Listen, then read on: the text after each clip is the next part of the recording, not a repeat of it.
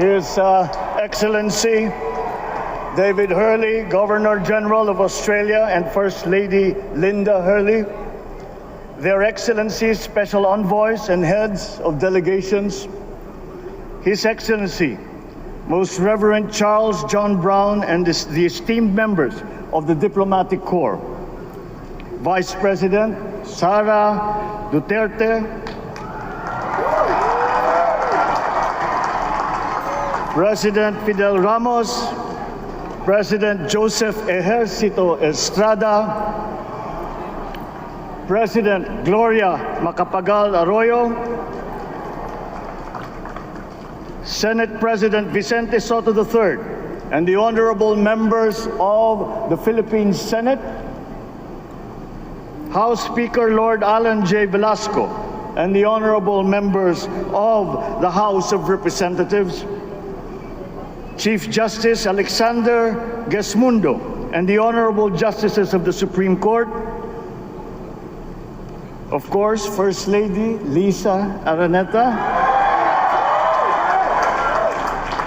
and my children, Alexander, Sandro, Simon, and Vincent. I cannot proceed without a special greeting, of course, to the former First Lady Imelda Romualdez Marcos.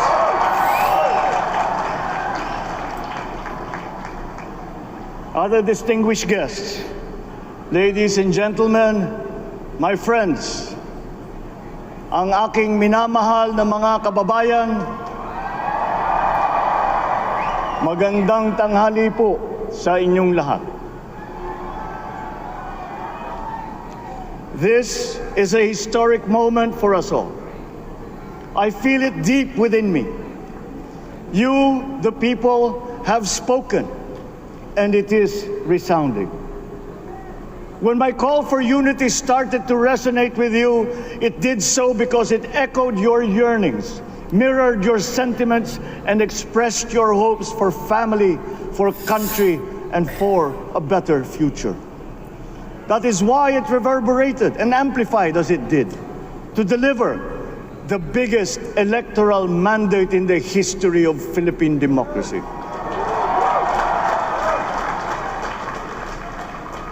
By your vote, you rejected the politics of division. I offended none of my rivals in this campaign. I listened instead to what they were saying. And I saw little incompatibility with my own ideas about jobs, fair wages, personal safety, and national strength, and ending want in a land of plenty. I believe that if we but focus on the work at hand and the work that will come to hand, we will go very far under my watch. You believe that too. At pinakinggan ko ang tinig ninyo na ang sinisigaw ay pagkakaisa, pagkakaisa, pagkakaisa. We will go farther together than against each other, pushing forward, not pulling each other back, out of fear, out of a misplaced sense of weakness. But we are the furthest from weak. The Filipino diaspora flourishes even in the most inhospitable climes, where they are valued for their quality. The changes we seek will benefit all and will shortchange no one.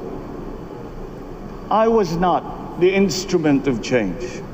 You were that. You made it happen. I am now. You picked me to be your servant, to enable changes to benefit all.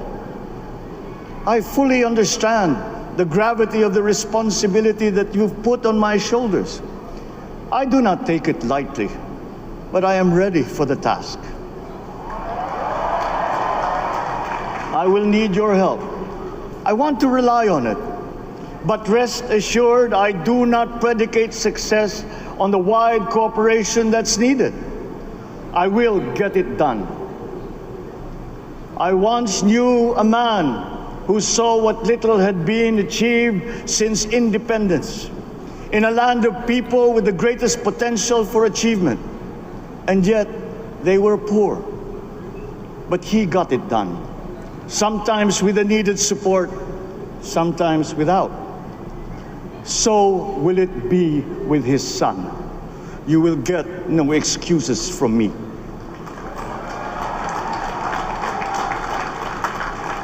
I am here not to talk about the past. I am here to tell you about our future. A future of sufficiency, even plenty, of readily available ways and means to get done what needs doing, by you, by me. We do not look back, but ahead, up the road that we must take to a place better than the one we lost in the pandemic. Gains made and lost, opportunities missed, well-laid plans superseded by the pandemic. Indeed, ours was the fastest growing economy in ASEAN by ways now outdated. We shall be again by a radical change in the way the world must now work to recover what we have lost in that fire and move on from there. We face prospects of the spread of the war abroad, of which we are totally blameless. We seek friendship with all. But our countries like ours will bear the brunt of it.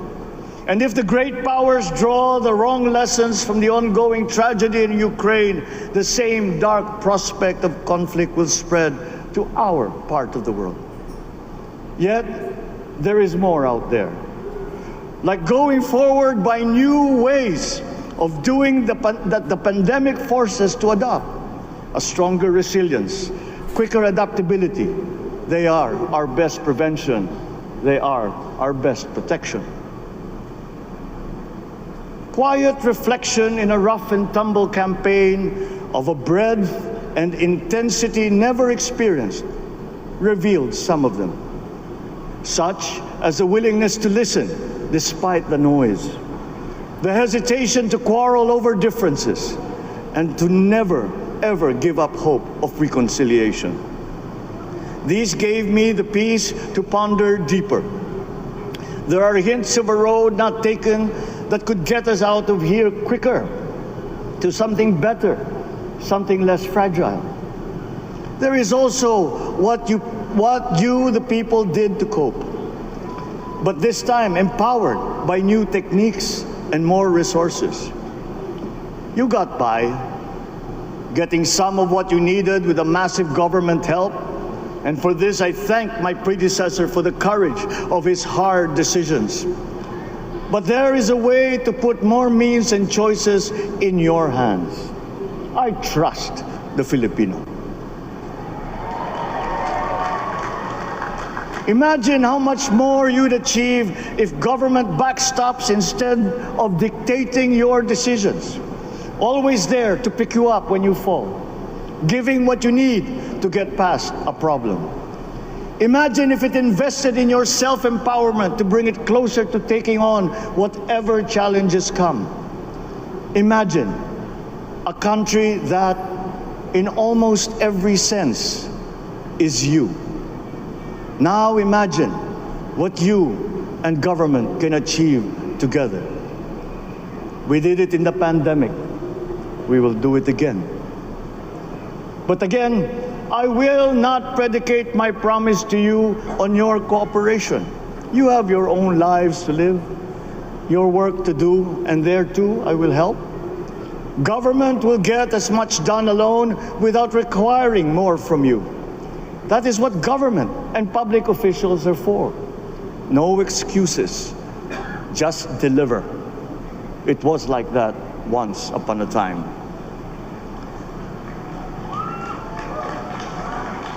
I did not talk much in this campaign. I did not bother to think of rebutting my rivals. Instead, I searched for promising approaches better than the usual solutions. I listened to you.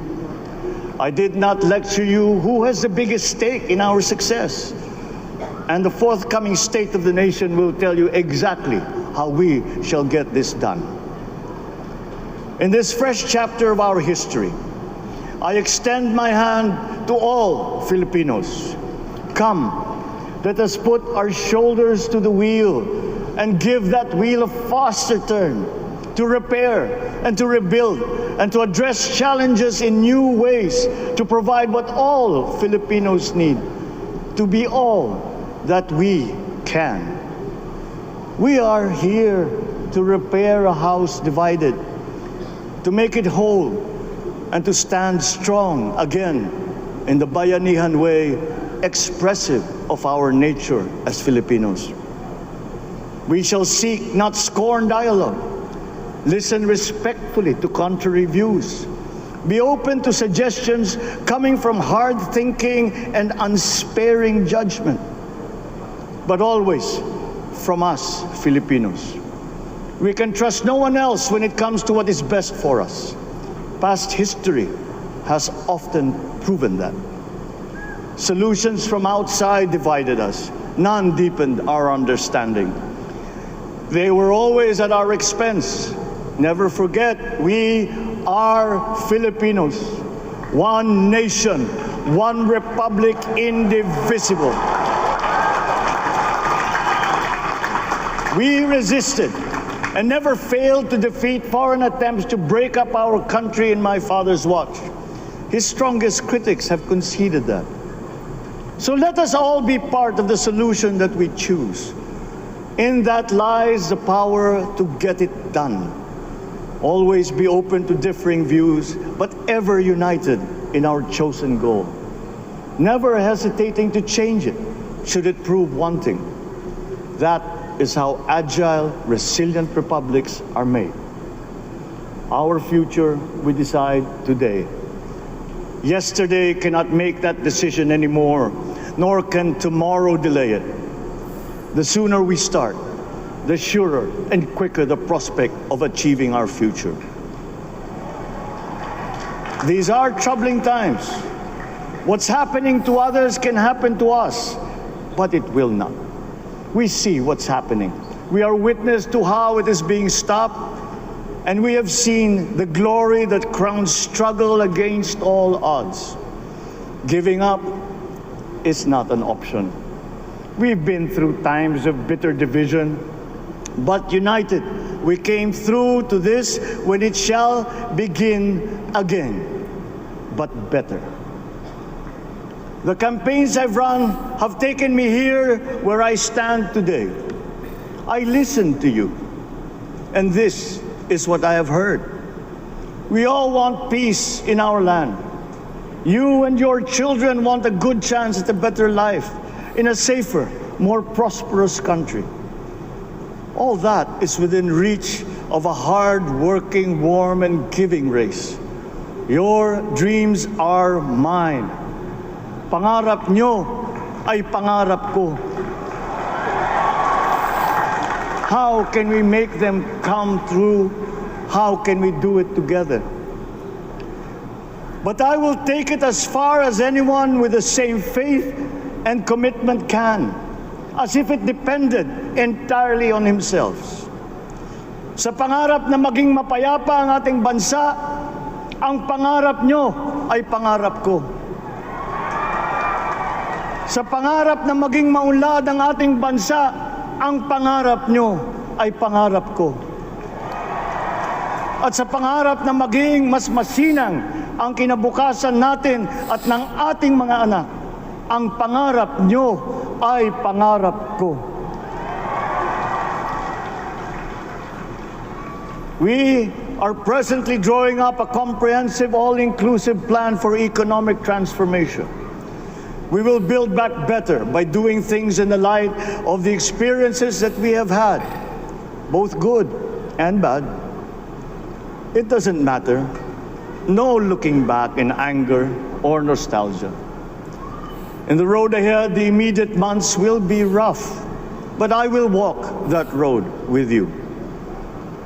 The pandemic ravaged bigger economies than ours. The virus is not the only thing to blame. What had been well built was torn down. we will build it back better. The role of agriculture cries for the urgent attention that its neglect and misdirection now demands. Food self-sufficiency has been the key promise of every administration. None but one delivered.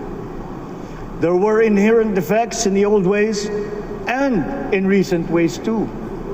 The trade policy of competitive advantage made the case that when it comes to food sufficiency, a country should not produce but import what other countries make more of and sell cheapest. Then came Ukraine. The most vulnerable when it comes to food are the countries furthest away from the conflict, those bearing no blame for provoking it. Yet they face the biggest risk of starvation.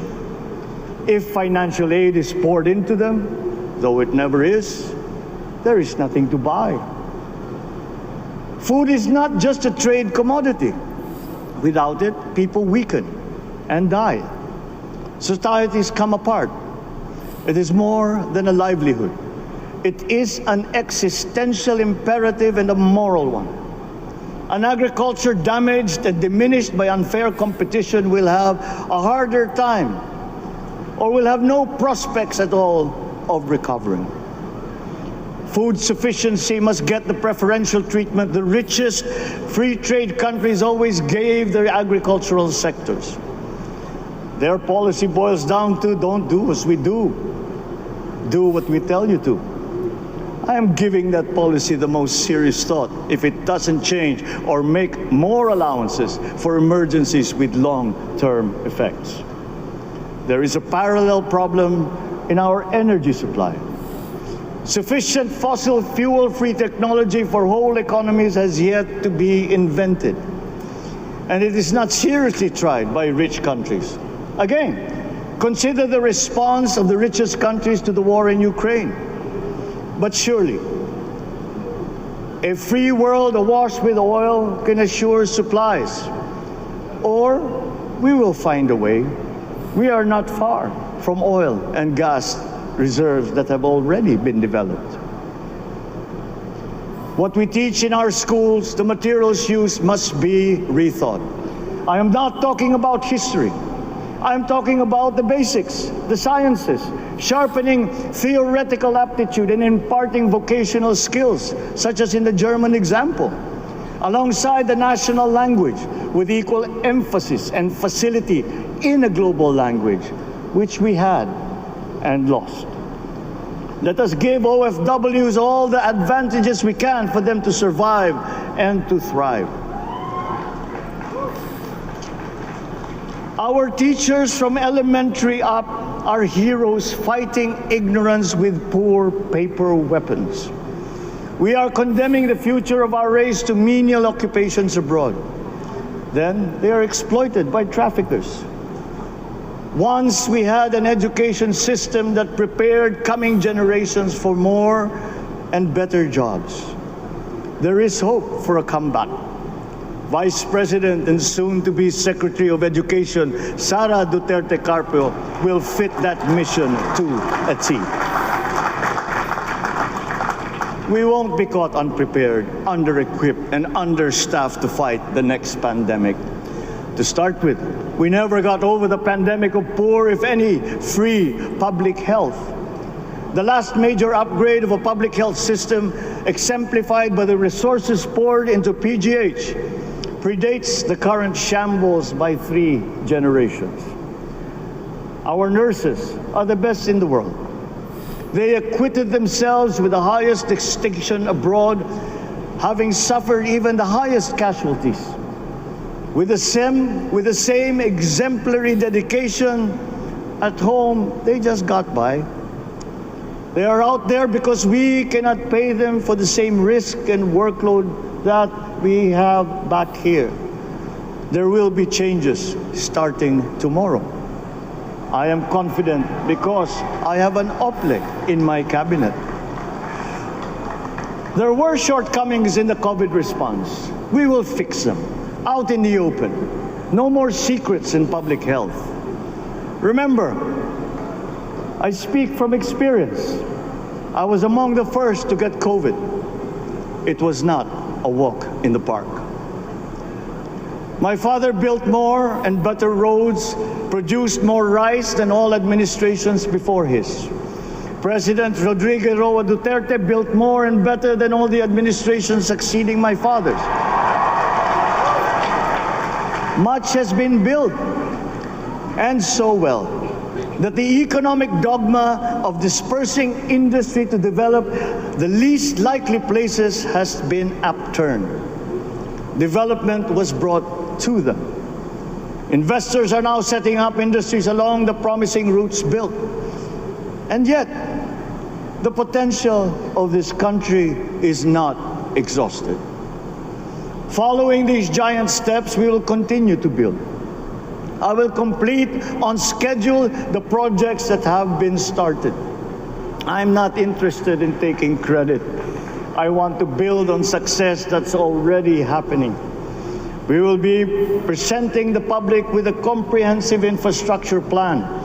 6 years could be just about enough time. No part of our country will be neglected.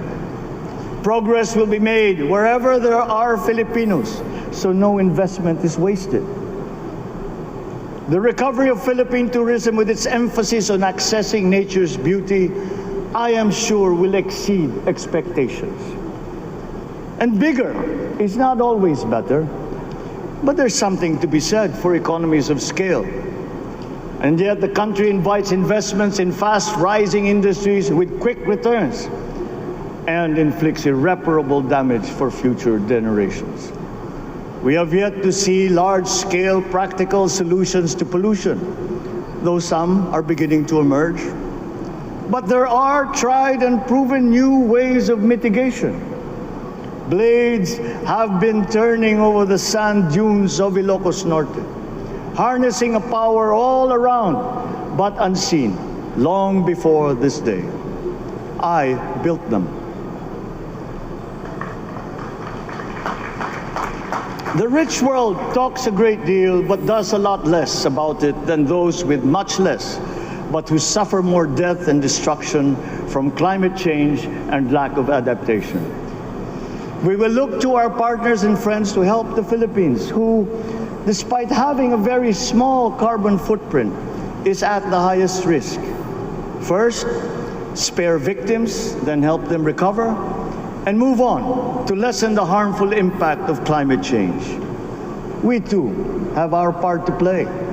We are the third biggest plastics polluter in the world, but we won't shirk from that responsibility. We will clean up. You will not be disappointed, so do not be afraid. With every difficult decision that I must make, I will keep foremost in my heart and in my mind the debt of gratitude I owe you for the honor and responsibility that you have conferred on me. Whatever is in a person to make changes for the better of others, I lay before you now in my commitment. I will try to spare you. You have your other responsibilities to carry. But I will not spare myself from shedding the last bead of sweat or giving the last ounce of courage and sacrifice. And if you ask me why I am so confident of the future, I will answer you simply that I have 110 million reasons to start with. Such is my faith in the Filipino.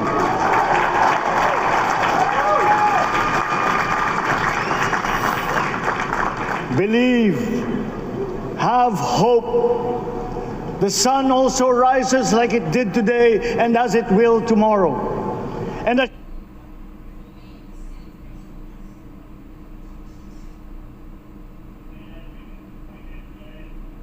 that, we will achieve the country all Filipinos deserve.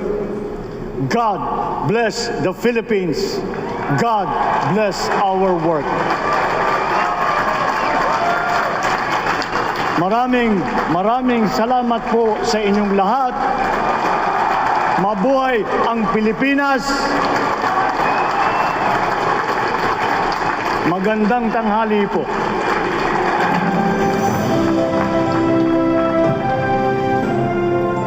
Excellencies, ladies and gentlemen, the President of the Republic of the Philippines, President Ferdinand Bongbong Marcos Jr.